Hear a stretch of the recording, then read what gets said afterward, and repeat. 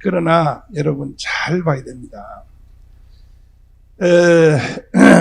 우리 쪽은 뭐 이겼다고 다들 잔치집이지만은 저쪽도 지금 웃고 있습니다. 왜 그러냐?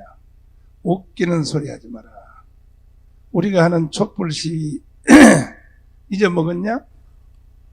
멀쩡한 대통령 두 사람을 깜빵에 넣었는데 뭐 니들이 뭐 시장 이겼다고 세상이 바뀐 줄 알아 해서 이번에 아마 저쪽 애들이 하는 촛불 시위는 과거에는 대통령 이명박, 대통령 박근혜를 감옥에 보내고 정권을 차지하고 청와대를 점령하는 것이 목표였었지만은 이번에 시도하는 저 사람들의 촛불 시위, 구태타죠, 구태타. 친이 구태타, 자작극 하는 거죠. 저것은 무슨 의미겠냐면 완전히 체제를 바꾸려고 하는 거예요, 체제를.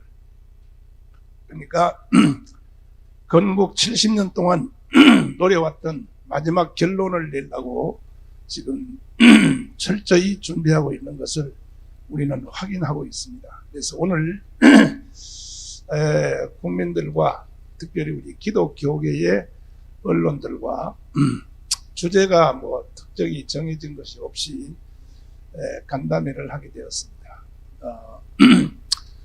하나님의 역사인지 아니면 내가 참 세상 말로는 재수 없이 걸려들었는지 이렇게 애국운동에 앞장서게 되었는데 가만히 생각해 보면 내가 애국운동 한 것은 잘했다 하는 것은 우리나라 근대사를 저는 지금도 공부하고 있습니다. 끊임없이 공부하고 있습니다. 제가 공부하는 그 근대사는 철종으로부터 주로 공부를 하고 있습니다. 철종이 애를 못 낳아서 양자인 고종을 데려와서 그때부터 이제 조선이 몰락하고 어떻게 국가가 일본으로 넘어가게 되었는가, 독립운동은 어떻게 했는가, 건국은 어떻게 했는가, 그 후에 이어받은 새마을운동은 어떻게 했는가, 민주화는 어떻게 했는가, 어떻게 세계 이 5,000년 역사에 세계 10위권의 나라가 되었는가 하는 것에 대해서 점점 더 깊이, 점점 더 섬세하게, 점점 더 사실의 확정에 근거하여 저는 끊임없이 공부를 하고 있습니다. 물론 교수님들의 도움도 컸고 책들도 있고 하지만은 아직도 연세가 90되신 분들은요 살아 계십니다. 그분들은 책도 필요 없어요. 왜? 다 봤으니까. 그래서 저는 연세가 90되신 분들하고 1시간 대화하면 무조건 내가 100만 원씩 줍니다. 대화 비용을 100만 원씩 줘가면서 제가 공부를 합니다. 공부를 하니까 정말 성경 다음으로 저에게는 정말 귀한 지식이 되었습니다. 이런 것을 쭉 총합 전체를 다 이렇게 훑어보면 현재 대한민국이 어디 와 있고 앞으로 어디로 가게 되고 또 대한민국은 앞으로 통일되고 난 뒤에 어떻게 되겠는가 하는 전반적인 것에 대해서 남들보다가 제가 또 기도를 많이 하니까 선지자적인 이 예견을 빨리 제가 할 수 있는 그런 능력을 받았습니다. 그래서 한국 교회 문제, 또 대한민국에 대한 역사 문제, 대한민국의 앞으로의 문제, 또 내 개인적인 신상의 문제, 뭐든지 다 좋습니다. 하도 저에게 개인적으로 물어보신 분들이 너무 많기 때문에 기자님들이 제가 다 전화를 받을 수도 없고 다 대답할 수도 없고 나중에 만나면 막 화를 내고 내가 보낸 문자 메시지 왜 안 읽었냐고 막 화내는데 저는 그거 다 읽을 시간도 없거든요. 그래서 죄송해서 오늘은 아예 시간 관계 없이 무엇이든지 국민들 더하기 우리 기자 언론인 여러분들이 저에 대해서 궁금한 거 있으면 다 물어보시고 그러면 거기도 제가 허심탄회하게 대답을 하도록 하겠습니다.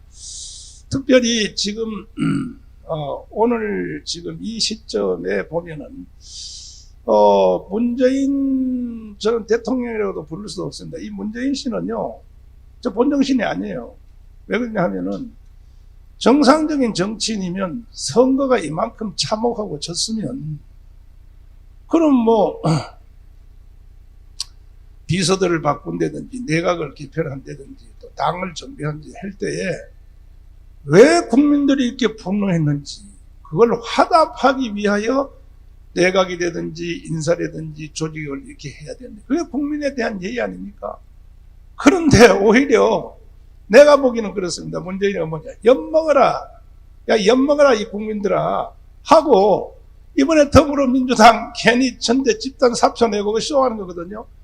그러면 집단 사표 내고 새로운 그 지도부를 만들려면은 아니 국민들이 무엇 때문에 화나는지를 아는 그것을 기준하여 해야 될 텐데 여러분 다 신문에 보신 대로 다시 더 친문을 보강했습니다. 다시 말해서 건국을 부인하고 주사파죠, 주사파. 주사파 일당들을 더 보강한 조직을 만들었어요. 이거는 국민에 대한 이건 반란입니다. 그래서 제가 말했지 않습니까? 문재인은 간첩이라고. 그 문재인이 그럼 저렇게 또 왜 저렇게 하느냐? 문재인 마음대로 못해요. 북한이 시킨 대로 해야 되니까. 어느 거 하나 북한 시킨 대로 안에서 존재할 것 같습니까? 이제 내각을 뭐 새로 개편하는데 한번 두고 봅시다. 어떻게 합니까? 뻔한 겁니다, 또.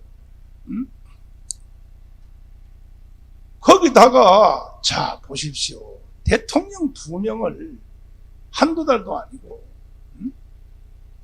저렇게 오랫동안 감옥에 가둬놓고, 난 뭐, 이명박과 박근혜 대통령이 전혀 실수 안 했다라고는 난 말하지 않습니다. 그런 실수는 어느 대통령이든지 할 수 있다. 또 대통령이 그렇게 또 실수를 하면 국회가 견제를 해서 국회에서 법안을 내든지 해서 왜 당신 대통령이 돼가지고 비서실장 왜 안 만나? 왜 당신 장관에게 직접 보고 안 받아? 국회에서 법으로 결의안을 만들어서 얼마든지 할 수 있는데 부리를 장시간 동안 깜빵에다 집어넣고 말이죠. 집어넣었다고 해도 또 이제는 풀어야 될 거 아닙니까? 난 결코 뭐 이명박 박근혜 좋아하지 않습니다. 좋아하지 않지만은 그래 인간이 짐승이 아니고 사람인 이상 이제는 심지어 자기 편에 있던 뭐 김영환 의원이라든지 등등의 사람들도 박근혜 대통령 풀어야 된다고 하지 않습니까? 근데 문재인 저 한 놈만 저 고집을 부리고 말이야. 이것도 역시 북한의 결재를 못 받았겠죠.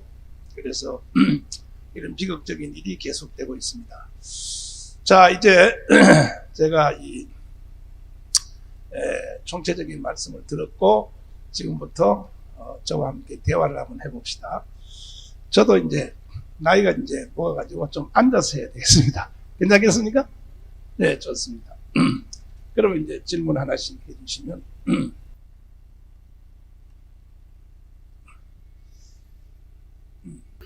네, 목사님께서는 그 방금 전직 대통령을 구속시킨 것은 정말 문제가 있다고 지적하시면서 비극적인 일이 계속되고 있다고 안타까워하셨는데요. 네. 그렇다면 전 목사님께서 생각하시는 전직 대통령들에 대한 조치 어떻게 해야 된다고 생각하시는 건지 말씀해 주십시오. 앞에 전두환 노태우에 대한 했던 원칙을 따라야죠.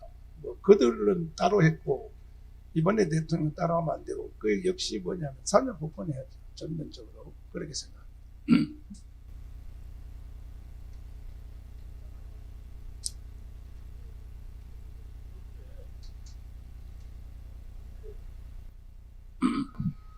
서두에 서울시장 오세훈 시장이 당선됐고 부산시장의 박현중이 당선은 됐는데 야권에서도 웃지만 여권에도 웃고 있다 이렇게 시각을 제시하시는데 어떤 내용이 구체적으로 좀 보충 설명 좀 부탁드립니다.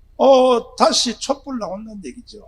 촛불을 가지고 다시 이 대한민국을 이번에는 촛불 나오는 의미가 부산시장 그거 다시 타도한다 그게 아니고 서울시장 다시 타도한다가 아니라 그들이 70년 동안 진행했던 체제입니다. 체제. 대한민국의 체제를 다시 말해서 조선민주주의 인민공화국이죠.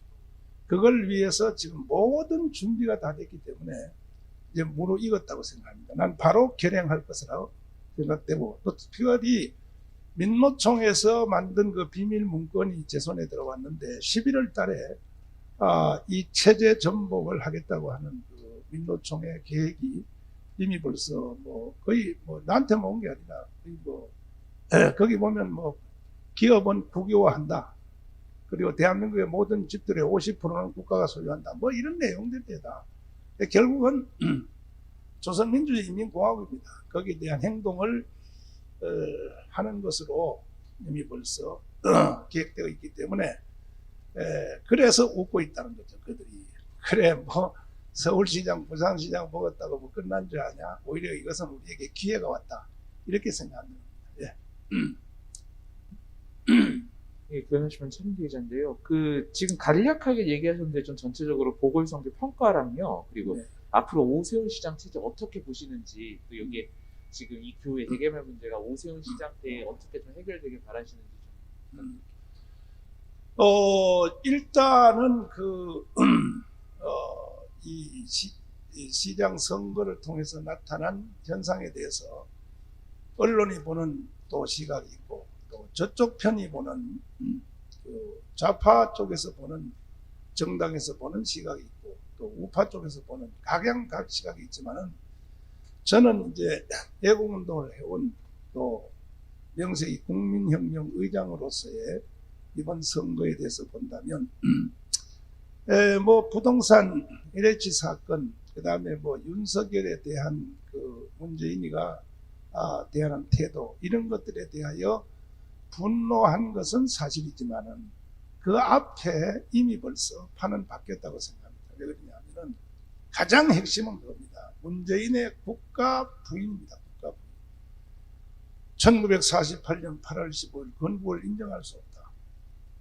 이거는 사형이요, 사형. 대통령이 전에 이건 사형입니다. 근데 그런 말들을 계속 국민들이 듣고 있다가 처음에는 신영복을 내가 가장 존경한다. 이렇게 말을 했을 때 제가 강화문에서 그걸 문제를 들고 나가니까 국민들까지도 에이 설마 뭐 그 뜻이 아니겠지 이렇게 생각했거든요. 근데 계속 이어지니까 그와 같은 말이 서독의 관점 윤희상이 노지에 부인을 시켜 참배를 시킨다든지 특별히 이번에 제주도 4.3 그러니까요 제가 보는 거하고 일반 그 언론이 보는 거 또 좌파 우파가 보는 거하고는 전혀 다른 것은 저 문재인이가 죽을 짓을 했어요. 왜 그러냐 하면은 제주도 4.3 그 추모식에 가서 작년에도 그따위 발언을 했거든요. 문재인은. 전 대통령이라고 부를 수도 없습니다. 뭐라 그러냐. 제주도 4.3 사건이 일어난 거 1948년 4월 4일 일어난 그 4.3 폭동을 무장폭동 김달삼 이덕구가 일으킨 그 무장폭동을 뭐라 그러냐. 먼저 좋은 세상을 이루려고 꿈꿨던 자들이라고 했습니다. 꿈꿨던 자들을 정부가 학살했다. 이승만 정부가 학살했다. 거기에 대해서 정부는 사과하고 그 모든 피해를 보상해야 될 것이며 그리고 뭔 짓을 합니까? 제주도 4.3 사건을 일으키는 사람 중에서 사형당한 사람이 있거든요. 국가 반란죄로. 왜 그러냐 하면 여러분 다 아시다시피 제주도 4.3 사건은 이것은 남노당들이 일으켰는데 왜 일으켰느냐? 어차피 뭐 다음 질문도 또 이어지니까 한꺼번에 제가 말씀을 드려야 질문이 좀 줄어들 것 같아서 말씀드리면 1945년 8월 6일 날 히로시마 원자탄이 터졌잖아요. 3일 후에 8월 9일 날 나가사키 원자탄이 터졌습니다. 그때 우리 한반도는 선택을 강요받았습니다. 첫째 사람입니다. 김일성을 선택할래 이승만을 선택할래 이거였습니다. 근데 우리는 이승만을 선택했죠. 북한은 김일성 선택했고 그때의 남한에서 남노당 박헌영이가 왜 이승만을 선택해야 되느냐? 강렬하게 일어난 사람들이 이게 남노당입니다. 남노당을 다시 또 참고적으로 말씀드리면 이 남노당은 박헌영에 의해서 생긴 이 당인데 박헌영은 1925년도에 일제시대 때죠. 그때에 조선공산당을 최초로 창당한 사람이 박헌영입니다. 그리고 이제 일본 헌병한테 잡혀서 깜빵 들락날락 하다가 나중에 광주의 벽돌 공장에 숨어 있다가 해방이 되니까 해외에서 사회주의, 해외에서 공산주의를 했던 특별히 상해 임시정부 안에서도 상당한 사람들이 공산주의에 속해 있었습니다. 여운형, 김규식, 이동희, 이 사람들이 전부 다 이 소련의 1917년 볼셰비키 혁명을 그걸 받아들인 사람들, 소련에게 미혹돼서.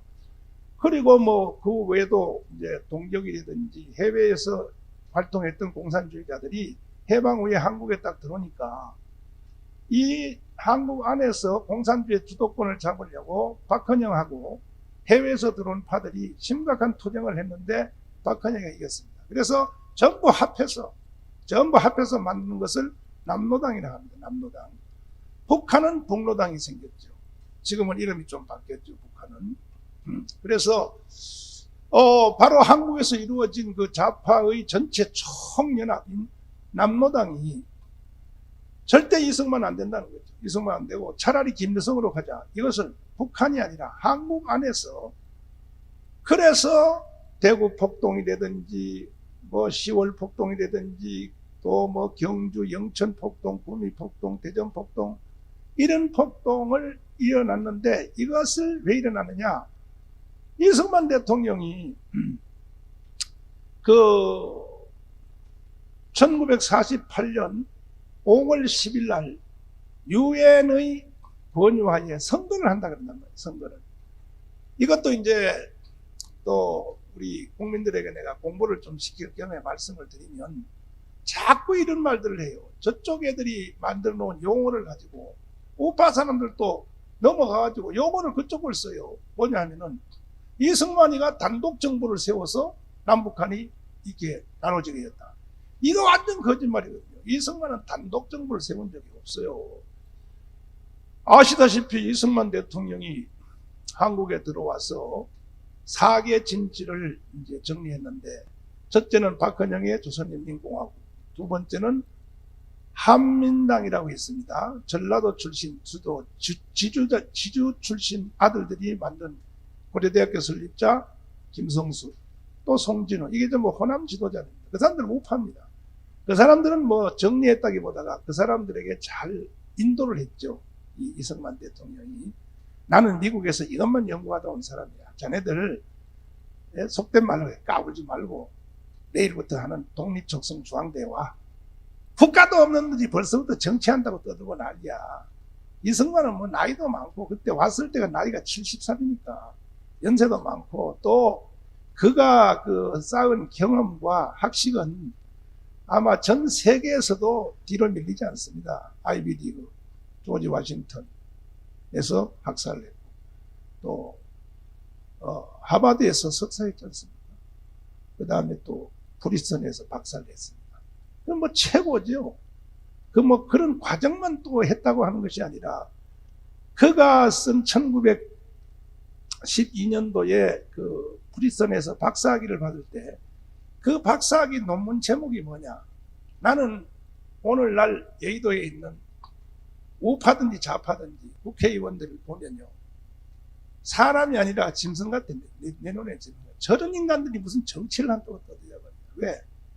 이승만 대통령의 박사학위 논문 제목을 몰라요. 한번 물어보세요, 기자 여러분들. 여의도에 가가지고 그냥 대짜고짜 물어보세요. 국회의원 붙잡고 혹시 이승만 대통령의 박사학위 논문 제목이 뭔지 압니까? 물어봐요. 소리 지릅니다. 그걸 왜 알아요? 이럽니다. 국회의원들이. 그 짐승 아닙니까? 저놈들이. 그런데 이승만 대통령의 박사학위 논문 제목이 이겁니다.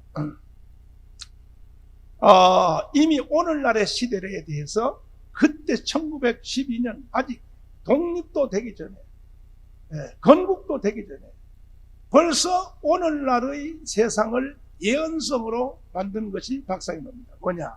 한국이 건국이 되면, 대한민국 건국이 되면 어떤 나라로 존재해야 되느냐? 미국의 영향력 하에 있는, 번역하기에 조금 한국말로 번역하기에는 조금 단어가 될 수 있습니다. 어떤 제일 순한 걸로 말하면 영향력 하에 있는, 더 강하게 말하면 미국의 지도하에 있는, 미국이 보장하는 안에서의 영원한 중립국가입니다. 이거 이승만 대통령의 박사학위 논문입니다. 그때 이승만은 이 한반도의 지정학적인, 또 우리가 살아온 5,000년의 역사를 항상 일본 놈들, 중국 놈들, 러시아 이놈들한테 시달려서 살았으니까 미국은 영토적인 이권이 없단 말이에요. 한국하고 거리가 머니까. 이충훈 박사의 그 국제정치학, 특별히 전쟁론을 책을 한번 잘 보십시오. 거기 보면은 전쟁이 일어나는 것은 조건이 있다는 거예요. 첫째, 땅이 거리가 대륙이 떨어져 있는 나라하고는 절대 전쟁 안 한다는 거예요. 인류 역사 2000년 동안에. 전쟁은 항상 옆에 있는, 붙어 있는 나라끼리 전쟁하지 멀리 나라는 전쟁 안 한다. 이 이충원 박사의 정치학에 나와 있는 내용입니다. 그런데 그래서 이승만은 벌써 도가 텄어요. 그래서 영토적인 욕심이 없는 미국의 감시하에 있는, 미국이 보장하는, 미국의 영향력 하에 있는 영원한 중립국가. 우리 스스로 중립국가 하면 안 된다. 힘이 없다. 지킬 힘이 없으니까. 미국이 보장해야 된다. 이것인데, 그래서 이제 결국은 이승만 대통령이 이제 사계 진지, 상해에서 들어온 이제 세 번째 그 임시정부 세력이라고 하는 김구 세력, 그 세력들도 이제 설득을 했죠. 절대로 단독 행동하면 안 된다. 그래서 또 미군이 또 압박을 넣으니까 김구가 직접 라디오에 가서 상해 임시정부를 공식 해체한다고 선언을 했습니다. 선언을 했고 그걸로 일단 됐는데, 그 다음에 가장 힘든 것이 미소 공동회의입니다. 여기서 잘 아셔야 될 것은 그때의 미소 공동회의가 주장하는 것은 뭐냐, 남북한 좌우 합작 정부를 세우라 이겁니다. 계속 압력을 넣는 겁니다. 근데 이 말을 한국당에서는 알아들을 사람이 없어요. 공부를 안 했으니까. 일제시대 때 우리가 뭘 압니까? 우리가 공산주의가 뭔지, 사회주의가 뭔지, 빨갱이가 뭔지 전혀 모르니까. 그러나 딱 한 사람은 알아들어요. 누구냐? 이승만입니다. 이승만 대통령은 저 말이 뭔 말인지 알아들어요. 뭐냐? 이승만 대통령은 1, 2차 세계대전을 미국에서 다 직접 봤습니다. 그리고 미국 정치가들과 유럽 정상들이 1, 2차 세계대전을 어떻게 움직이는 것을 이승만은 다 봤기 때문에 그때의 1차 세계대전, 2차 세계대전 이후에 저 동구라파, 저 북구라파 일종의 그 어디냐면 헝가리, 유고, 체코, 오스트리아 뭐 하는 이런 나라 있죠. 이런 나라들이 러시아 연방으로 공산주의를 휩쓸려 들어가는 그 과정이 전부 좌우 합작을 통해서 다 넘어간 겁니다. 요것을 이승만이가 알아요. 요것을. 그래 이승만은 금방 알아듣죠. 아하, 미국이 한국을 북한한테 넘겨주고 미국이 빠지려고 하는구나. 그때 또 하디 중장이 앙케이트 조사를 했어요. 수도권 중심으로. 어떤 나라 세워주기를 원하느냐.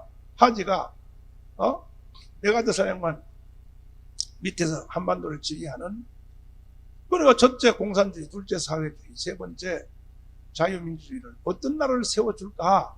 이왕 우리가 미국이 여기 들어왔으니까 국가를 세워주고 갈게. 그랬더니 공산주의 내지는 사회주의를 세워달라고 하는 대답한 사람들이 82%였어요. 82%. 왜 그럼 대답했느냐? 한국은 그때 공부를 안 해가지고 공산주의가 뭔지 사회주의 용어 자체도 몰라. 그러니까 뭐 능력껏 일하고 필요에 따라 나눠 갖는다 하니까 이게 완전히 환상처럼 들리거든요.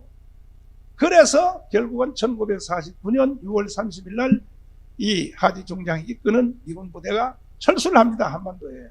철수하고 난 뒤에 바로 그때 철수할 때도 이승만은 그랬어요. 왜 철수하느냐? 철수하면 김일성이가 내려온다니까 절대 그럴 리 없다고 그러면서 이승만은 애원했죠. 꼭 철수하려면 무기는 여기 좀 놔두고 가라. 무기라도 놔두고 가라. 안 된다. 무기 여기 놔두고 가면 너가 북침한다는 거야. 미국이 말하기를 이승만 보고. 너가 북침하려고 그러지? 싹 가지고 왔습니다. 군사고문단 520명 남겨놓고 싹 철수당했습니다. 그리고 난 뒤에 1년 후에 1950년대 6.25가 일어났잖아요. 그때. 그 이승만 말이 다 맞은 거예요. 이승만 말이. 근데 이승만 대통령은 그때 미소 공동회의가 무엇을 하려고 하는지를 이승만 한 사람은 알아들어요. 다른 사람들은 공부를 하기 때문에 몰라. 뭐냐? 이건 남북 좌우 합작 정부를 세우라 이렇게 강요하는 것은 대한민국을 넘겨주고 미국은 빠지려고 하는구나. 그럼 미국은 왜 넘겨주려고 그러냐? 2차 세계대전 독일의 아돌프 히틀러를 잡는데 소련군들이 연합군으로서 같이 작전을 해서 1800만이 죽었습니다. 소련이. 여러분 한번 생각해봐요. 소련이 1800만이 죽었다. 2차 세계대전 때. 히틀러 잡는데. 그 미국과 영국과 불란서 연합군은요, 미국도 한 30만 죽었지만은, 그들은 전쟁 물자, 공수부대, 해병대, 이런 것만 주로 지원했지. 실제로 탱크전, 사람이 죽는 육박전 펴는 것은 러시아가 다 했다고요. 그러니까 러시아한테 빚을 졌단 말이에요. 미국이. 친구란 말이에요. 그때 러시아하고 친구, 소련하고 친구의 친구. 근데 한반도 문제가 딱 생기니까, 그래서 뭐 5개 회담, 얄타 회담, 뭐 카이로 회담, 뭐 모스크바 3.3 협정, 그다음에 뭐 포츠담 선언 하지 않습니까? 이런 회담을 통하여 미국이 결정 내렸어요. 뭐냐? 한반도는 소련한테 넘겨주고 그 대신에 일본하고 필리핀 이쪽만 미국이 갖는다. 정했습니다. 넘겨주기로 결정한 거예요. 그래서 에치슨 국무장관이 우리는 한반도에 관심 없다 하고 에치슨 국무장관이 선언하게 됩니다. 이걸 누가 알아차립니까? 이걸 누가 알아차립니까?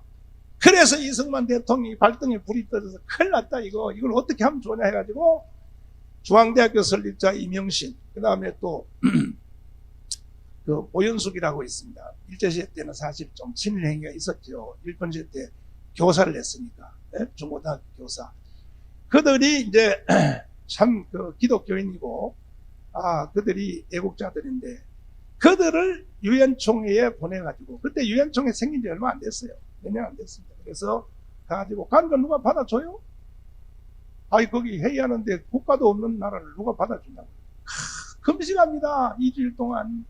하나님 우리 유엔 총회 가서 업적으로 발언 좀 하게 해달라고. 그 응답을 받아서 결국 들어가서 이승만의 말을 전하는 거죠. 왜 지금 해방된 한국을 미국과 소련이 하느냐? 우리는 미국과 소련이 하는 거 용서할 수 없다. 어떻게 하냐? 유엔 총회에서 와서 한국을 관할해달라. 그래서 유엔 총회가 받아들여서 그러면 남북한 통일선거를 하라. 유엔이 결정했습니다. 그 통일선거의 유엔의 결정에 따라서 유엔 선거 감시단이 한국에 왔어요. 그때 한국에 왔습니다. 와서 남북한 통일선거를 하라고 하니까 이미 북한은 정부를 먼저 세워놨어요. 소련 정부를. 김일성이가 하려고 그랬습니까? 그때 인구는 지금도 북한의 인구가 적죠. 그래서 안 한다고 나자빠지니까. 그러니까 다시 유엔에다 보고했습니다. 자, 북한은 안 한답니다. 선거를. 그러니까 다시 유엔에서 결의하기를. 그러면 남한 단독으로 하라가 아닙니다. 여기서 단독이라는 말 절대 쓰면 안 됩니다. 선거 가용한 지역. 선거 가용한 지역을 먼저 선거하라. 이렇게 한 겁니다.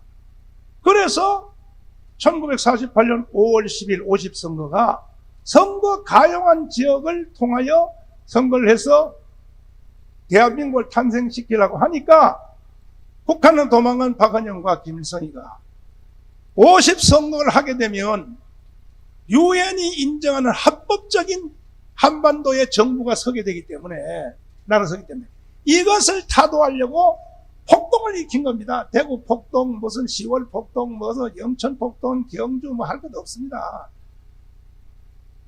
그 연장선에서 4.3이니까 4월 3일이니까 50, 한 달 전이잖아요. 그러니까 4.3 폭동은 대한민국의 탄생을 방해놓기 위하여 50선거를 무력화시키기 위하여 일으킨 남로당의 무장 폭동이요. 바로 그래서 그들은 선거 안 했어요. 제주도는 선거 안 했습니다. 50선거. 안 하고 나중에 9월 달에 있는 북한 선거에 제주도는 참여했습니다. 그래서 북한 선거에 투표를 해가지고 저 서해안을 통해 배를 타고 북한에다가 투표 용지를 갖다 바쳤습니다. 이것이 바로 제주도 4.3 폭동입니다. 4.3 폭동. 그리고 거기에 대한 아주 디테일한 얘기는 저는 최명신 장군 아시죠? 최명신 장군 장로님이신데 그분이 육군 소위로서 제주도 4.3 사건의 무장폭동을 진압하기 위해서 14연대 소속으로 소대장으로 제주도 무장폭동을 제압하기 위하여 처음 파견되었는데 너무 제가 충격스러운 얘기를 들었습니다. 최명신 장군 통하여. 제가요 밤을 새도록 들었습니다. 그러면서 그 원로 되시는 그분이 교회 장로였었는데 그분이 막 화를 내는 거야. 목사님 도대체 뭐합니까? 도대체 대한민국 교회가 새벽마다 나가서 기도해야 하는데 무슨 절간에 가서 말이야 내 자식 잘 되게 달라고 뭐 무슨 연부라는 겁니까? 기독교가 새벽 기도 나가서 뭐 하는 겁니까? 저한테 막 화풀이를 하더라고요. 최명희 장군이. 왜 그러니까?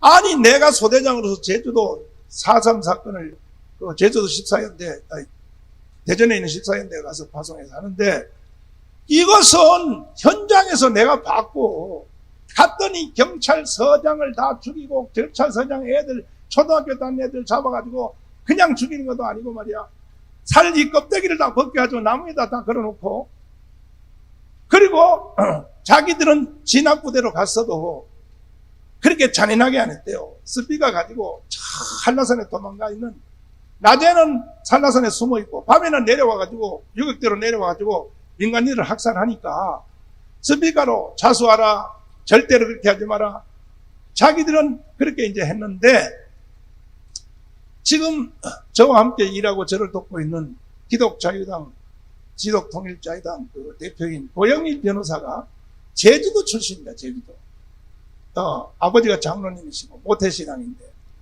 고영일 변호사님이 뭐 주일날 교회 와서 날마다 나한테 말해요.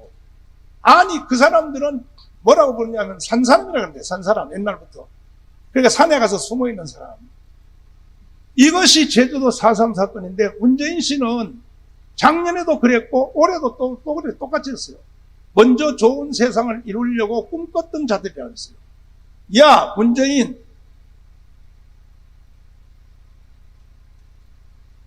네가 인간이냐 말이야. 그리고 더 심각한 것은 그때의 군법회의에 넘겨서 그때는 일반적인 막 정부도 하니까 군법회의입니다. 군법회의에 넘겨서 이덕구 그다음에 그 주동자들을 사형 선고 내리고 무기징역 때리고 한 사람들을 지금 다시 전부 다 재심을 해서 전부 무죄로 다 때렸어요. 무죄로. 이거 아십니까 여러분 기자들 이거 아십니까 이거? 예? 지금 대한민국의 판이 어떻게 돌아간다는 걸 아셔야 돼요. 아셔야 됩니다. 지금 헌법학자 여기 김학성 교수님이 지금 자주 지금 너하는 TV에 와서 또 뭐 펜앤 마이크 또 이봉교 TV 신의 한수 돌면서 지금 피를 토하면서 말해요. 최고의 헌법학자입니다. 그분은 성품도 온유하시고 해서 이런 데 나오지도 않은 사람이야. 근데 이번에 제주도 4.3 특별법을 통하여 그때 재판했던 모든 재판을 다 무혐의 때리는 것을 보고 그것도 재심의 조건도 이루어지지 않았고 재심을 하려면 그 당시 말고 새로운 증거가 나온다든지 이런 뭐 재심의 조건이 있더라고요. 하나도 없는데 일방적으로 전부 다 재심을 때려서 일부의 앞에 사람들은 벌써 돈 59억을 찾아갔습니다. 59억을. 그리고 다시 지금 지급하려고 지금 1조 7천억을 지금 대기하고 있습니다. 그래서 이 헌법학자 분이 오셔가지고 열을 올리면서 지금 소리를 지르고 있습니다. 그런데 문재인 씨는 말이야, 당신은 말이야, 뭔데 어디 나라에서 왔어 당신이 도대체? 뭐 제주도 4.3 사건이 뭐 좋은 세상을 이루려고 했던 꿈꿨던 자들이라고? 너나 꿈꿔라 너나 꿈꿔. 개자식까지 생겨가지고 말이야. 내가 너한테 욕을 안 할 수가 없어. 너는 김일성보다 더 나쁜 놈이요. 김일성은 자기 사상이 공산주의니까 자기 사상에 충실했지. 너는 말이야 한국에서 태어나가지고 말이야 대한민국이 주는 옷을 입고 대한민국이 주는 제도에서 학교를 했고 대한민국의 혜택을 받아 대통령까지 된 놈이 지금 와서 내 대한민국을 부인해? 너가 인간이야 말이야. 김일성보다 더 나쁜 놈이야 너는. 그래서 아까 기자님 질문이 뭐였었죠?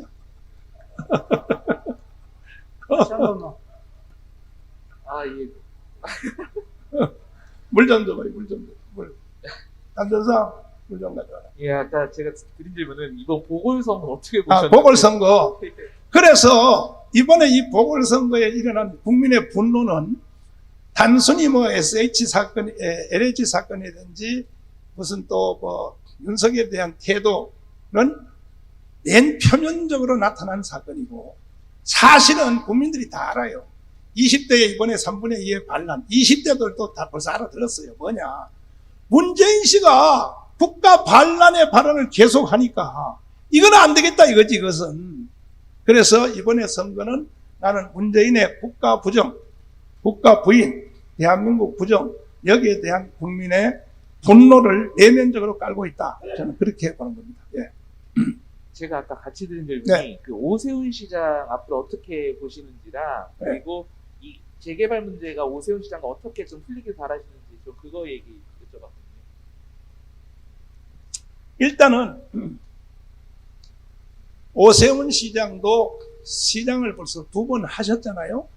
한 번은 중간에 사표내고 나갔습니다만은 그때 오세훈 시장이 서울시장 할 때 저는 사실 불만이 컸습니다. 왜냐하면 뭐 다 아시는 사실인 것처럼 오세훈 시장이 민변 출신이잖아요. 변호사 중에. 민변이 어떤 단체인지 아시잖아요.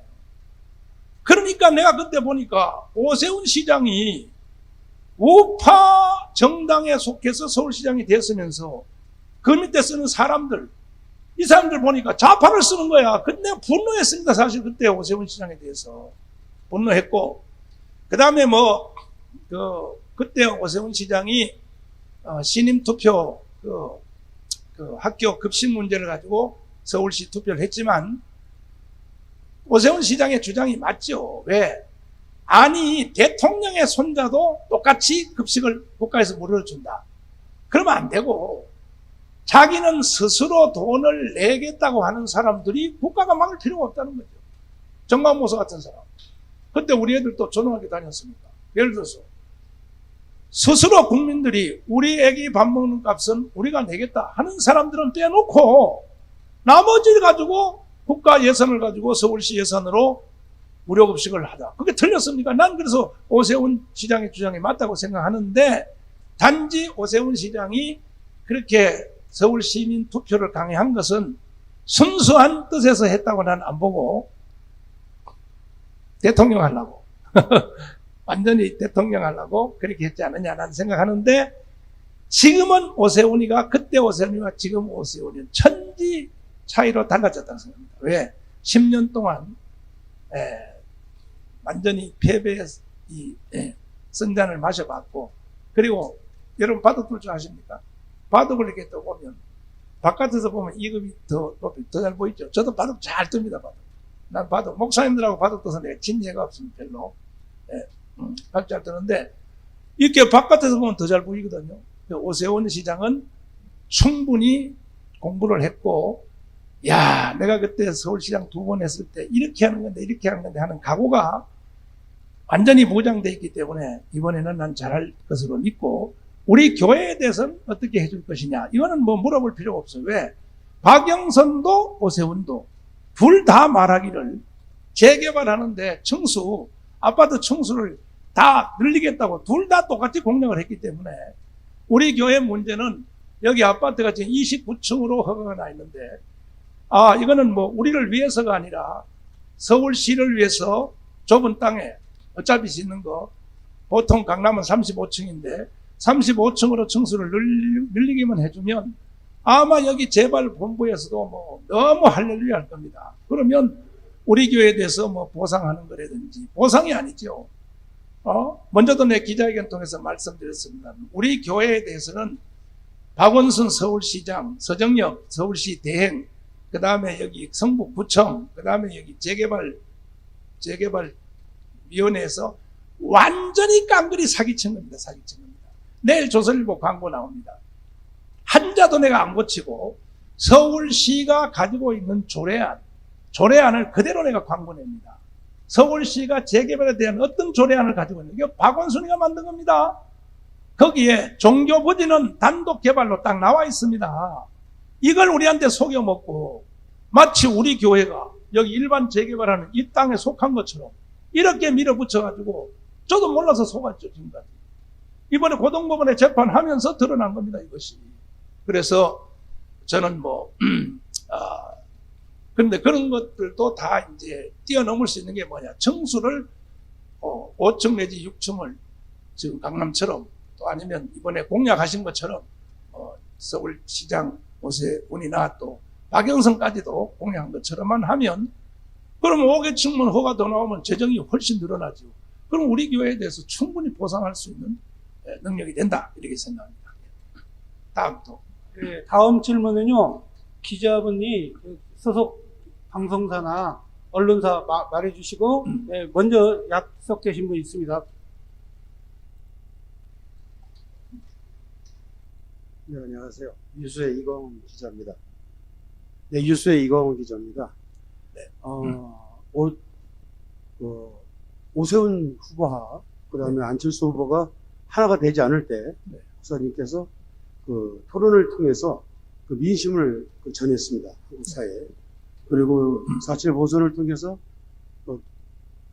박영선이는 이미 저 기독교와 단절을 시키려는 시도도 있지만 어쨌든 그 역할론에 있어서 지금 4.7 보선의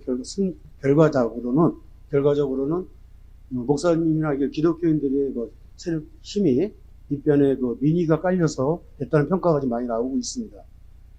정치는 생물이지만 앞으로 1년 후의 대선에 국민혁명위원장으로서 목사님께서 하실 역할과 그런 것들 다 100% 여책은 아니지만 그래도 어떤 해야 될 어떤 위치가 일이 있다면 어떤 것을 계획하고 계시는지 전망과 함께 좀 선거 부탁드리겠습니다. 이제 마지막 부분에 가서 아마 그 여당이 딸리니까 박영선이가 형적 자기들도 다 여론조사 하니까 이건 도저히 극복할 수 없다 하니까 괜히 저 이름을 거기다 넣어가지고 강화문 극우 세력 정광훈이가 진행하는 극우 집회에 간 적 있냐 막 그렇게 몰고 갔는데 그것은요 그거는 실수였었죠. 왜냐하면 강화문 집회를 나 혼자 했습니까?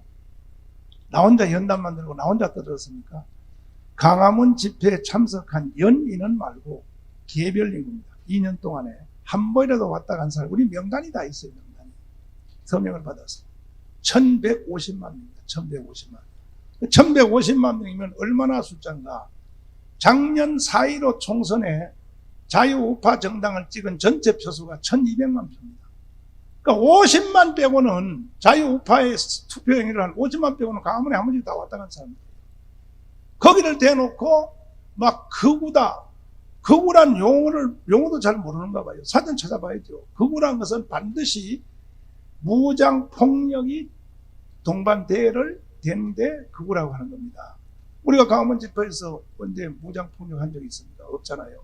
그럼에도 박영선이가 국회에서 내가 조성한 집회에 본인도 와서 나한테 내 앞에서 연설한 적이 있는데도 불구하고 막 국민들의 착시 현상을 일으키려고 정광훈 이름을 대가면서 정광훈 집회에 참석한 오세훈 극우 세력이라고 그랬는데 난 그래서 이거 고발하려고 그러거든요.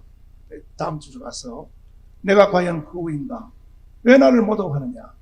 내가 고발하려고 그랬는데 그만큼 그들이 어떻게 생각했냐면 강화문 세력을 두려워한 겁니다. 두려워한 겁니다. 사실은.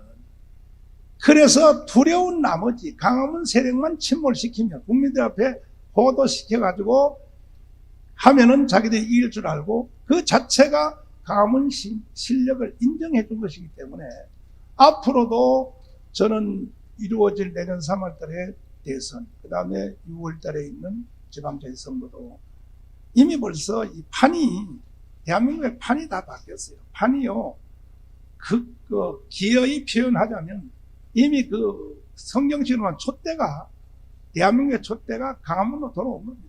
누구도 이건 바꿀 수 없습니다. 그래서, 여당에서 차라리 앞으로 대통령 선거나, 지방자치 선거를 꼭 이기려면 저를 설득해야 돼. 저를 어떻게 설득해야 하냐. 목사님이 강화문 광장에서 늘 주장하기를 우리는 야당도 여당도 편드는 게 아니다. 주사파만 쳐내면 우리는 당신도 도와줄 수 있다. 그걸 근거로 하여 목사님 우리 주사파 다 쳐냈습니다. 이제 대한민국 부인하는 사람은 없습니다. 이렇게 하면 정상적 선거가 이루어지겠죠. 그러나 계속 강화문은 극우다 정광훈 어쩌고 하면 영원히 당신들은 집권 못해요. 이 흐름은 계속할 것입니다. 난 그렇게 보는 겁니다. 네. 네, 다음 질문 좀 앞으로 나와주시오.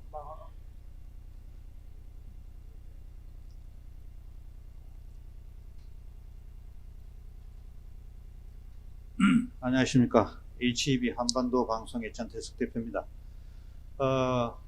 지난번에 윤월수님 그 때문에 한 얼마 전에 그게 많이 이제 회자됐는데 지금 또 그게 국민들이 폭발적으로 관심과 의혹의 증폭이 지금 굉장히 늘어나고 있어요. 그래서 그 중에서 지금 딴 거보다도 뭐 지금 국가 지도자는 그 히스토리, 캐리어 이런 부분이 정말 투명해야 된다. 가족관계 투명해야 되는데 뭐 다른 거 다 무시하고도록 그게 의혹이 쌓여갖고 국민들한테 답변도 못하고 이런다면 참 문제가 있다고 생각합니다.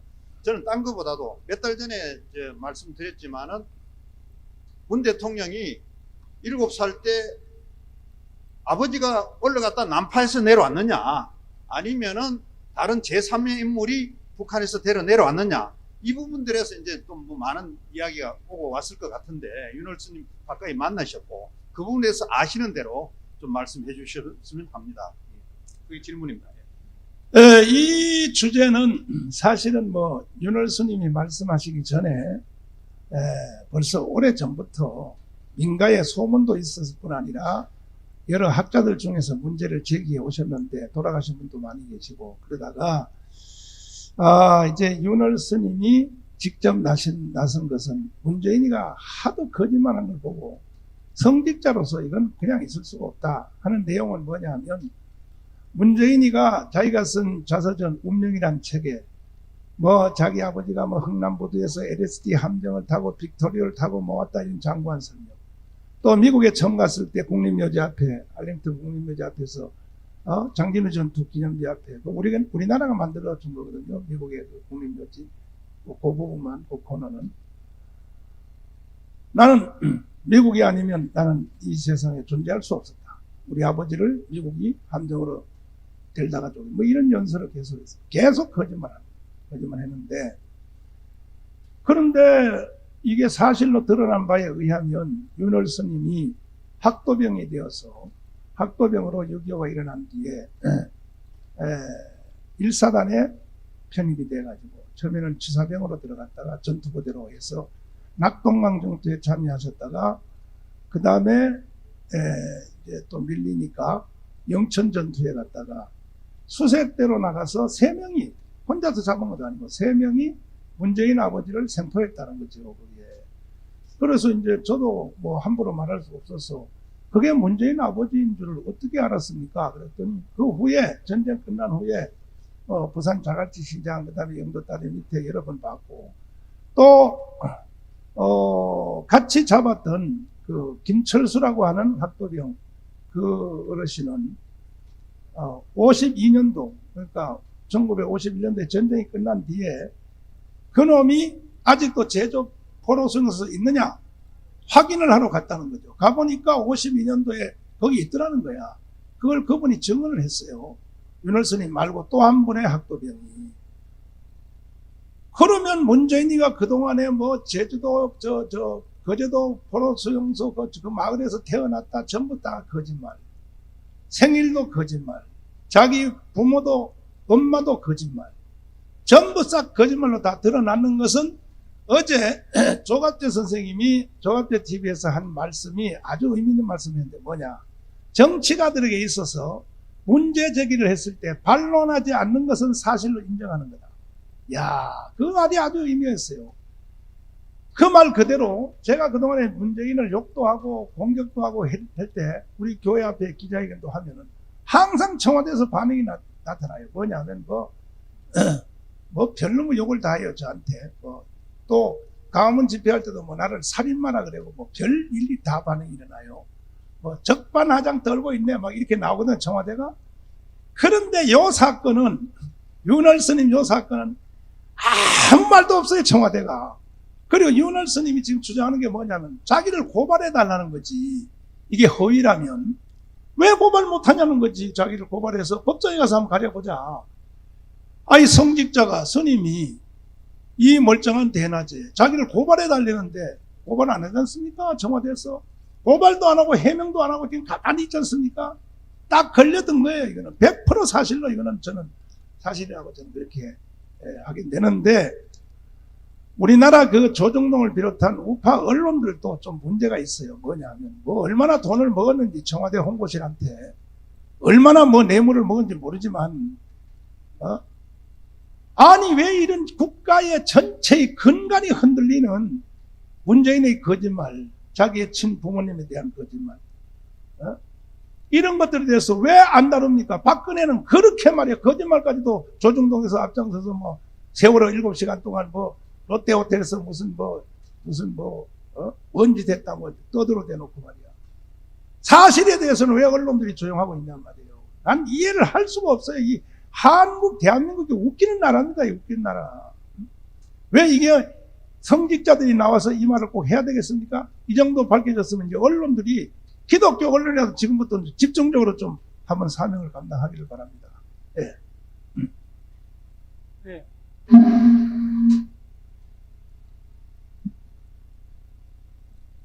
예, 남북함께 국민연합 송현무 사무총장입니다.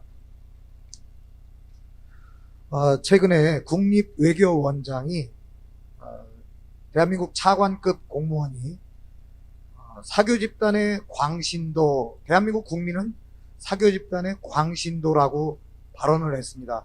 한미 동맹을 신뢰하는 우리 평범한 보통의 대한민국 국민을 향해 가스라이팅이라는 단어를 사용하면서, 그건 이제 사교 집단의 광신도라는 뜻이죠. 미국이라는 종교의 침취해 있는 사교 집단의 광신도라고 대한민국 국민들을 그렇게 폄하했습니다. 근데 제가 지금 외교부에 가서 계속 그 김준영 국립외교원장을 파면하지 않으면 이건 곧 문재인 대통령의 그 정체성과 또 정의용 외교부 장관의 의사다, 대한민국 정부의 의사표현을 우회적으로 한 거다. 그러니까 이 사람을 파면하지 않는다면 당신의 그 말을 스피커로서 김준영 그 국립외교원장을 사용한 거다라고 지금 외치고 있거든요. 목사님께서 의견이 어떠신지 여쭙겠습니다. 그것은 그 한 분의 무슨 실수라든지 발언으로 봐서는 안 되고, 이건 문재인 대통령이 청와대에 들어가자마자 바로 그 문정인 씨, 문재인, 문정인, 가운데 글자 하나만 다릅니다. 문정인 씨를 외교안보 특보로 임명해서 바로 미국으로 가서 집권 초기에 뭐라 그랬습니까? 하는 말이, 이제는 우리가 미국 없이 살 준비를 해야 된다. 그래서 돌아오니까, 인천 영종도 돌아오니까 기자들이 그게 무슨 발언이냐고 막 매달렸더니 하는 말이 싹 빠져나가기를, 나는 그것은 정치적 발언이 아니라 학자로서 한 말이다. 또 요따위 식을 했습니다. 그리고 내가 감옥에 있을 때 들어보니까 우리나라가 파송한 주한미 대사입니다. 대사. 미국 대사가 뭐라 그랬습니까? 하는 말이, 이제 70년 전에는 우리가 미국을 선택했으나 이제는 우리가 중국을 선택해야 된다. 이런 말을 전부 다 나눠서 하는 거예요. 이 사람 했다가 저 사람 했다가 치고받고 치고받고 계속 하는 중에 아까 그 발언도 그 연장선에서 이루어진 거기 때문에 이 사람은 그것이 개인적 발언이라고 보기보다는 이것은 문재인의 생각이고, 문재인이가 이 한반도를 어떻게 하려고 하는가에 대한 문재인의 생각을 대변했다고 보기 때문에 낮은 단계 연방제를 통해서 대한민국을 해체하고 북한에 갖다 바치려고 하는 작업 중에 하나라고 저는 그렇게 생각합니다. 네. 또 다음 질문. 예. 기독교 한국신문의 유종환 기자라고 하는데요. 그 한기총에 대해서 좀 여쭤볼게요. 지금까지 뭐 누구보다 지금 보수 우파를 결집시키고 또 그 목소리를 내왔던 게 한기총인데, 지금 현재로서는 지금 선장도 잃어버리고 지금 제 목소리를 내지 못하고 있거든요. 그거에 대해서 좀 한 말씀 부탁드립니다. 제가 하는 애국 운동에 대해서 여러 가지 오해가 많은 것 중에 하나가 뭐냐면, 저는 애국 운동 한 것이 제 개인적으로 애국 운동 한 것이 아닙니다. 저는 한기총 25대 대표회장으로서 들어가 보니까, 또 제가 들어가는 과정에서도 사실은 제가 뭐 원해서 거기 들어간 게 아니라, 지금 최고의 원로 되시는 길자연 어르신, 이용규 목사님, 또 지덕 목사님, 또 이광선 목사님, 그 각 교단의 최고의 원로 아닙니까? 그분들이 다 정경 대표회장을 하셨고, 그분들이 저를 만나려 해서 이제 만났는데 한기총 대표회장을 해달라고 저한테 부탁을 했습니다. 저는 처음에 거부했죠. 제가 뭐 몸도 안 좋고 수술도 했고 또 깜빵도 갔다 왔는데 그때 처음 깜빵 갔다 왔거든요. 근데 나는 못한다 그랬더니 뭐 호통을 치면서 젊은 목사가 뭐 어쩌고 그래서 뭐 알아들었다고 하고 이제 새벽에 이제 롯데호텔에 부배식당 가서 어르신들의 말씀을 듣고 그것만 가지고도 제가 한기총회 대표회장으로 가지는 않죠. 근데 여기도 이영훈 목사님이 또 저를 만나자고 해서 만났더니 대표회장 해달라고 사정을 해서 제가 그래서 주위에 나보다 먼저 한 대표회장님들의 그 요청에 따라서 제가 대표회장을 들어가게 된 겁니다. 거기에 들어가서 보니까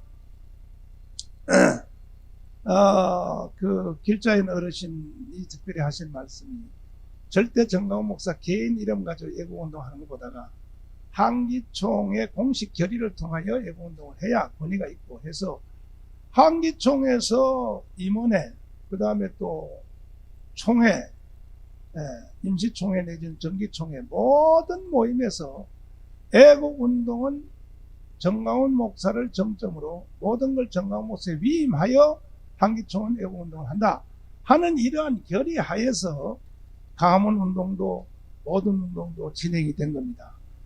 그래서 이제 제가 시국선언문을 7개 사항으로 문재인 대통령 하야하라 하는 성명서를 6월 8일 날 제가 선포를 했더니 난 그게 그렇게 큰 파장이 일어날 줄 몰랐어요. 오히려 교회 안 다니는 일반 국민들이 그 말을 먼저 하나 듣고 그냥 강문 광장에 막 뛰어나온 겁니다. 시국성 그 시국성 내용은 아시다시피 7가지죠. 문재인은 하야하라. 이유 한미동맹을 파괴했기 때문에. 이 말도 그 당시는 저를 어떻게 공격했냐 청와대에서 한미동맹 파괴가 안 됐는데 왜 문재인 정강훈 이 대표회장은 한미동맹을 파괴했다고 해서 국민들에게 거짓말하느냐 이렇게 공격을 했는데 내 말이 맞았잖아요. 지금 와서 뭐라 그럽니까? 한미동맹 복원한다 그래서 복원이요.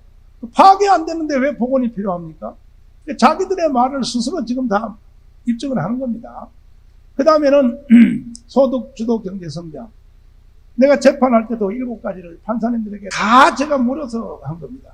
여기 기독교 기자님들이 모였으니까 여기 대해서 제가 말씀을 드리면 그 6월 8일 날 시국선언문 7개를 발표한 이유도 저는 애국운동 하다 보니까 사람의 힘으로는 할 수 없어서 기도를 많이 합니다.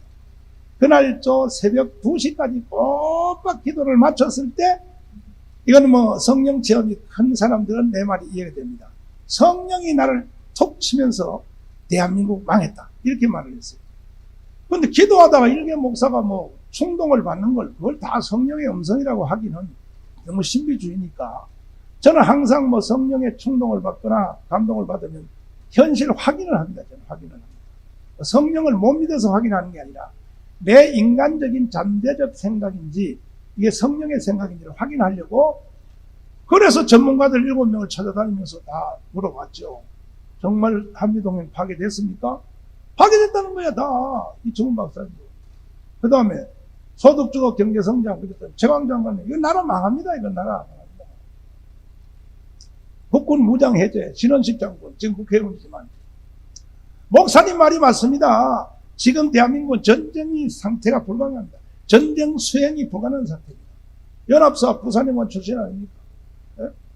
이재호 장관 4대강 보해체 그 다음에 뭐 등등 해서 문재인 속이는 간첩사상 해서 7가지를 제가 이제 주장을 했는데 그걸 보고 이제 국민들이 이제 다 뛰어나왔습니다. 강원에 뛰어나와서 10월 3일 우리나라의 건국 후에 10월 9일 이런 집회가 강원에서 이루어졌고 그 후로부터 계속 토요일마다 이루어진 국민대회는 국내용이 아닙니다. 인류 역사의 기록입니다.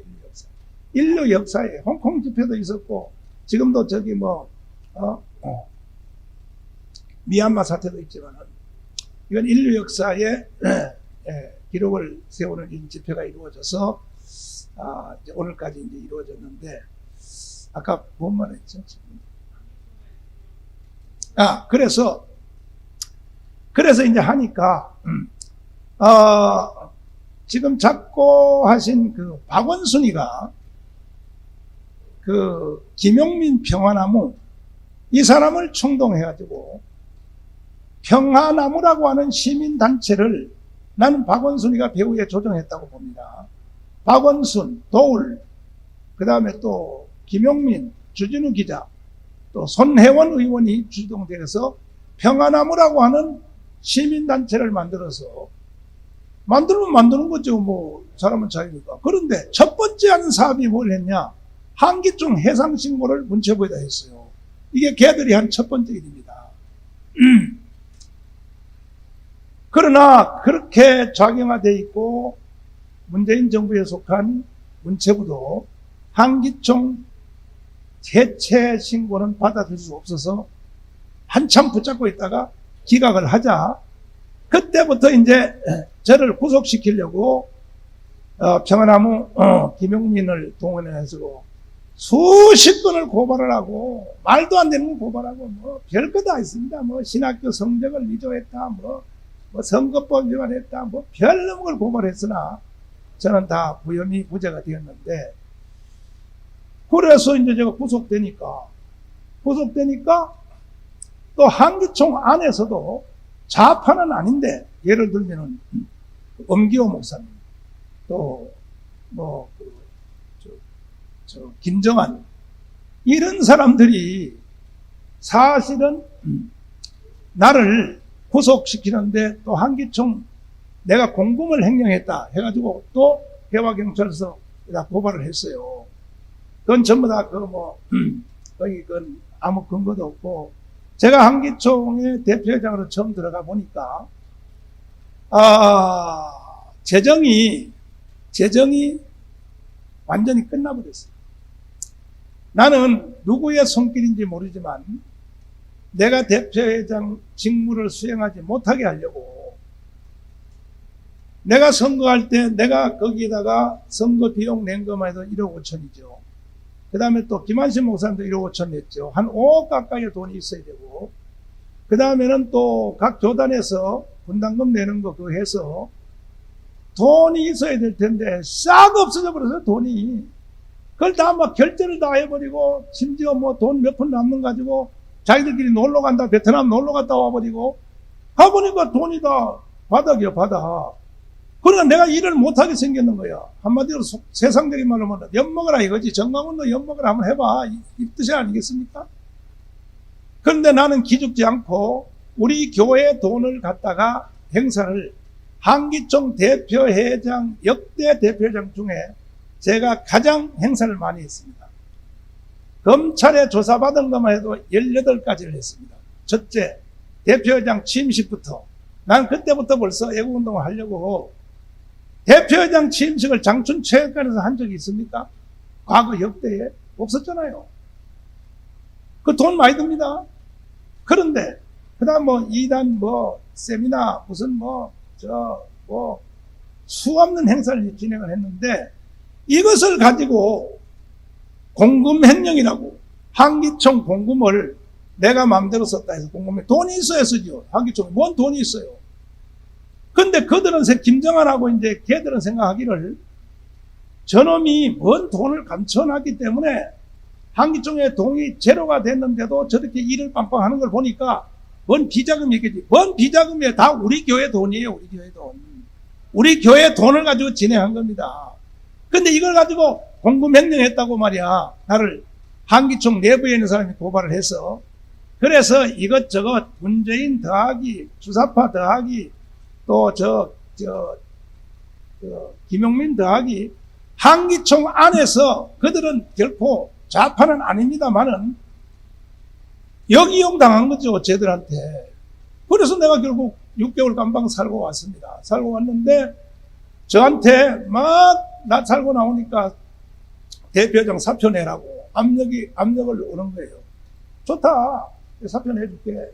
내가 사표를 냈습니다. 사표를 내니까 법원에서 예수도 안 믿는 변호사를 아니, 한기총이 어떤 단체입니까? 예수도 안 믿는 변호사를 한기총의 대표장 직무대리로 법원이 파송을 했단 말이에요. 그러니까 법원들도 참 공부를 안 해도 한참 안 하는 거죠, 도대체가. 아니, 성교단체에 교회도 모르고 신앙도 모르고 아무도 모르는 이런 판사를 말이야, 이런 변호사를 여기다가 임명을 해요? 그 자체가 벌써 그 안에 포함된 내용이 뭘 말하겠습니까? 한기총을 해산하겠다 하는 뜻 아닙니까? 그러나 한기총요, 절대 해산 못합니다. 그래서 지금 법원에다가 우리 여기 정경원로 대표들이 법원에다가 지금 낸 걸로 알고 있습니다. 빨리 이 사람 데리고 들어가라. 한기총은 우리끼리 해도 잘 할 수 있기 때문에 빨리 데려와. 만약에 안 데려가면 우리는 한기총에서 단독 행동한다. 이렇게 지금 통보된 걸로 알고 있습니다. 예. 자, 이제 마지막입니다. 예. 네, 목사님, 아까 그 문정인 씨에 관해서 이제 여러 말씀을 해주셨는데요. 네. 어저께도 문정인 씨가 그 특정 언론하고 인터뷰 과정에서 어떤 얘기를 했냐면은 미국 편 들면 평화 담보가 어렵기 때문에 초월적 애교를 해야 살 길이다라고 주장을 했단 말이에요. 여기에서 기독교 입장에서 목사님께서 한마디 해주시죠. 그것은 사기라고 하는 것이 이미 벌써 다 내가 수없이 설명을 했고, 특별히 호남에 가서 그런 거짓말을 말해요. 뭐냐면 아무리 나쁜 평화도 전쟁보다는 낫다. 이게 다 같은 말인데 이런 말들을 가지고 국민들을 자꾸 현혹시키는데, 이 말에 대해서 최고의 전문가 되는 이충문 박사님에게 내가 자문을 구했더니 아무리 나쁜 평화도 전쟁하는 것보다 낫지 않느냐. 이 말은 뭐냐, 북한이 해달라 그런 데는 다 들어줘도 전쟁 치르는 것보다 낫지 않느냐, 이 말인데, 그 말에 대해서 이충문 박사는 이렇게 되었습니다. 그 말은 쉽다는 거예요. 뭐냐, 항복하면 된다는 거예요. 항복하면 전쟁 안 하지. 차라리 항복하는 것이 제일 평화를 이룰 수 있는, 전쟁 없이 할 수 있는 제일 낫다는 거죠. 근데 이런 말을 가지고, 아직도 그런 말을 가지고 국민들을 현혹시키기 위해서 뭐 평화, 이런 이따위 소리를 하는데, 이거는 고도의 사기 전술입니다. 사기 전술인데, 이제는 국민들이 그런 말은 이제 안 먹혀들어갈 줄 알고, 그러면 미국 없이 한반도 평화를 지켜요? 어떻게 지켜요? 지키기는 미군이 빠져나가는 즉시 바로 즉방 끝나는 겁니다. 그래서 이제는 그런 말들을 아마 국민들이 믿을 사람도 없을 줄 알고, 특별히 이번 선거를 통해서 정리가 다 된 줄을 저는 그렇게 알고, 특별히 그 기자님들이 질문하지 않는, 정말 오늘 그 기자회견 내지는 간담회를 하는 큰 이유 중에 그 말씀을 내가 하나 드리겠습니다. 뭐냐면은 지금 자유우파 국민들 내지는 기독교계 지도자들이 부산 서울시장 이긴 걸 가지고 굉장히 지금 안심하고 있습니다. 아, 하나님이 우리 기도를 응답했다.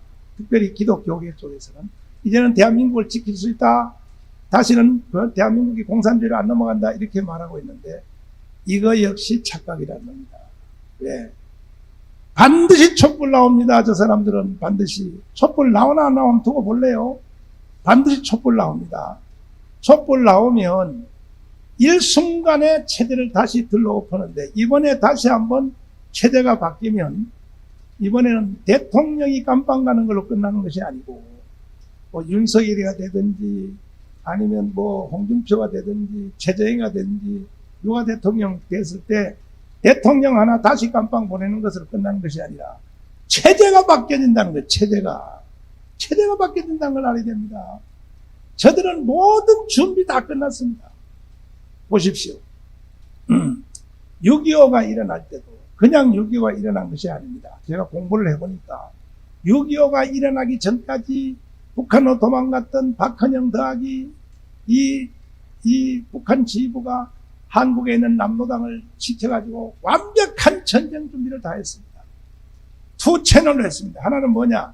박헌영의 쫄자 남로당들을 통해서 6.25 전쟁 준비를 다 했고, 또 하나는 성시백이라고 하는 아주 김일성 측근, 이건 뭐 보통 간첩이 아닙니다. 북한의 북한의 총리급 간첩을 성시백을 난파시켜가지고, 성시백은 원래 중국에서 간첩활동, 공산주의 간첩활동 한 사람인데, 해방되자마자 부산을 거쳐서, 북한으로 갔다가 김일성이한테 주울레가 추천했습니다. 거기 지금 한국으로 들어간 그 성시백이라는 사람이 있는데, 주울레가 김일성이한테 말한 거예요. 이 한국에서 그렇게 위대한 사람을 못 봤다. 주울레가 그 사람을 활용하라. 이렇게 해서 주울레가 김일성한테 추천하고 김일성이가 받아들여서 파송된 우리나라 건국 후에 최고의 건물 간첩이 이선실이가 아니라 성시백입니다. 성시백에 넘어가서 뭔 일을 했는가? 첫 번째는 언론을 장악했습니다. 그 당시에는 언론법이 뭐 별로 없으니까 혼란기니까 조선일보, 동아일보를 똑같은 신문의 이름을 성시백이가 찍어냈어요. 조선일보라고, 동아일보라고. 언론 장악 완전 다 했어요. 그 다음에 국회 부의장을 간첩으로 만들었습니다. 국회 장악을 완전히 다 했습니다. 그 다음에는 해방 후에 이제 남북한이 돈이 같았죠. 당연히 같았는데, 해방이 되자 북한은 계획을 빨리 해가지고 일제시대 때 쓰는 돈을 못 쓰도록 했습니다. 근데 한국은 그대로 썼습니다. 그러니까 북한에서 못 쓰는 돈을 전부 다 한국으로 가져와가지고 유통시킨 사람이 누구냐? 성시백입니다. 그러니까 경제를 완전 장악한 겁니다. 경제를. 그 다음에 가장 심각한 것은 뭘 했느냐? 우리나라의 국군, 육군참모총장 최병덕이가 그때 간첩이었습니다. 신성모 국방부 장관이 간첩학과에 속한 사람. 그 6.25 일어나기 전에 모내기 휴가 다 보내버리고, 결혼하는 사람들 퇴계로 해서 집단 결혼식 잡아가지고 다 하고, 연대별로 실탄 사고 난다고 해서 다 걷어가지고, 보관해놓고, 이렇게 놓고 6.25를 딱 이렇게 해버렸으니, 이거는 뭐 3일 만에 당연히 서울이 넘어가는 거죠. 그러니까 6.25를 그냥 일어난 것이 아니라 6.25는 이미 완벽하게 판을 다 짜놓은 상태에서 이것을 집행하는 방법으로 6.25를 일으킨 것처럼, 내가 이 말을 왜 앞에 전두에 하느냐면은 지금 6.25 때보다 더 준비가 잘 됐다는 겁니다. 그때는 그래도 딱 전체가 다 남로당이 점령 다 했고, 이제 제가 언급한 대로 성시백이 와서 돈 다 먹었죠. 그 다음에 무슨 국회도 점령 다 했죠. 군대도 점령 다 했죠. 언론도 점령 다 했는데도 그때 딱 한 사람은 이승만입니다. 이승만 하나를 점령 못했습니다. 그래서 결국은 이승만 때문에 우리가 살게 된 겁니다. 6.25 때 살게 됐는데, 지금은 청와대까지 완전히 넘어간 겁니다. 청와대를 누가 정상으로 보겠습니까? 청와대를 북한이 시킨 대로 하는데, 예? 이번에도 선거 끝난 뒤에 결과를 문재인이가 빨리 발표 못하지 않습니까? 버벅거리면서 즉각 나와야죠. 성명서가 나오든지 국민 여러분 뜻을 잘 받아들이겠습니다. 유권자를 통해 나타나 바로 나와야죠. 왜 버벅거리고 며칠이 더 합니까? 나는 북한에 결제받느라고 그랬다고 생각합니다. 나는 생각에. 이건 뭐 내가 주장하는 것이 아니라 블룸버그 통신을 비롯해서 해외 언론들이 말하지 않습니까? 뭐라고 하냐? 하수인이라고. 김정은의 하수인이라고 하지 내가 말한 말이 아닙니다. 이것은. 뿐 아니라 뭐라고 말합니까? 조롱하기를. 국제 언론들이 뭐라고 합니까? 블룸버그 통신 특별히 뭐라고 합니까?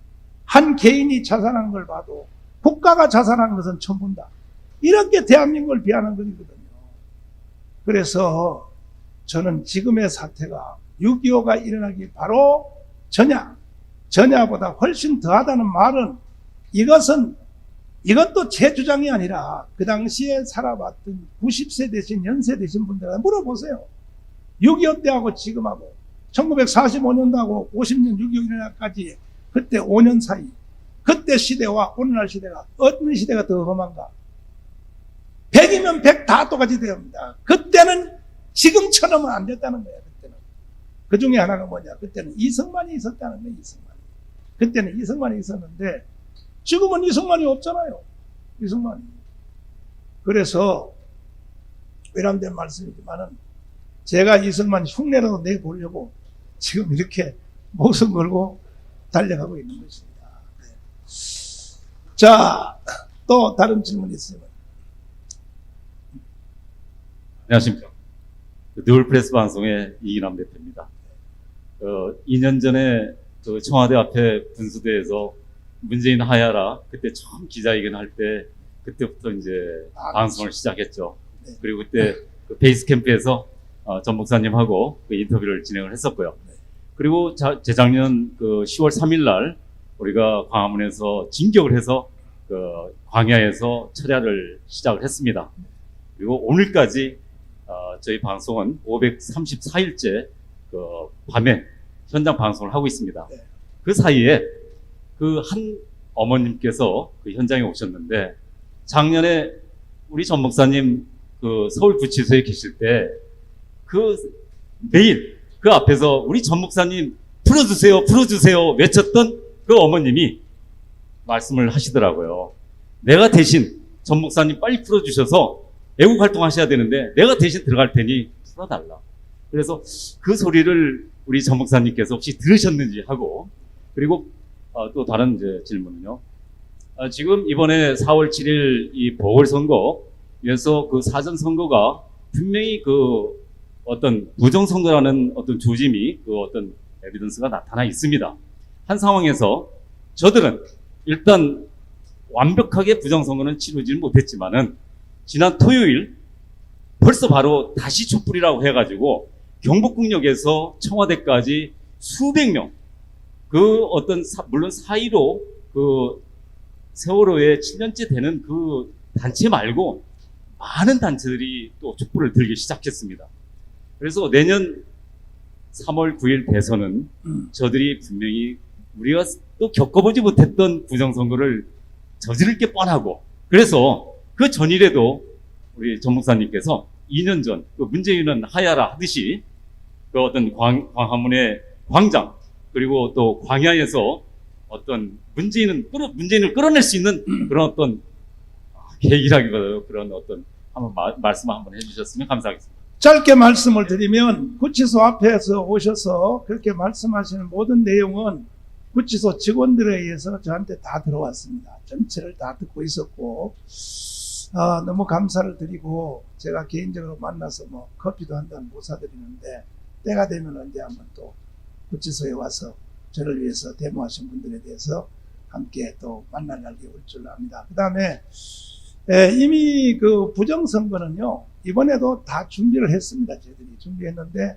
원체 격차가 20% 나다 보니까 차라리 이번에는 그냥 건너뛰고 내년 3월달로 가자 해서 포기한 걸로 보이고, 또 그렇게 준비한 증거들도 이미 다 나타났고, 또 촛불 시위는 이미 나온다고 제가 벌써 수도 없이 여기서 얘기를 했고, 제가 예견한 그대로 앞으로 그 촛불은 점점 더 커질 줄 압니다.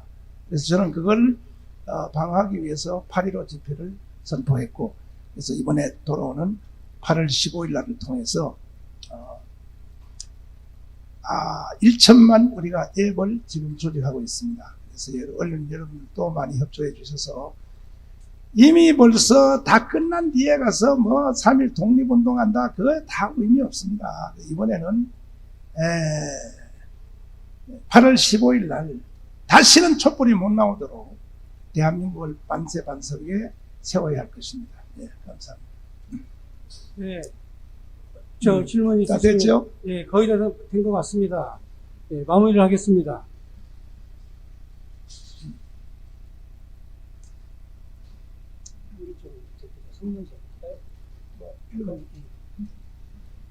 저는 이제 들어가도록 하겠습니다. 예, 감사합니다. 박수 부탁합니다. 자, 마지막으로 이명박 박근혜 전 대통령 석방을 위한 한국계 성명서를 읽겠습니다. 그리고 제가 읽고 난 다음에 유인물은 필요하신 분들에게 제가 나눠드리도록 하겠습니다. 한국교회는 복음 증거뿐만 아니라 이념적 분열과 지역 간 갈등 속에서 민족의 대화합과 공동 번영을 위하여 헌신하였습니다. 지금은 지난 정부의 전직 두 대통령이 감옥에 있음으로써 사회적 갈등이 치유되지 못하고 국민의 분열과 반목이 영구적으로 정착될 매우 위태로운 상황에 이르게 되었습니다. 더욱이 세계적 재앙인 역병 코로나가 창궐하여 자영업자와 소상공인의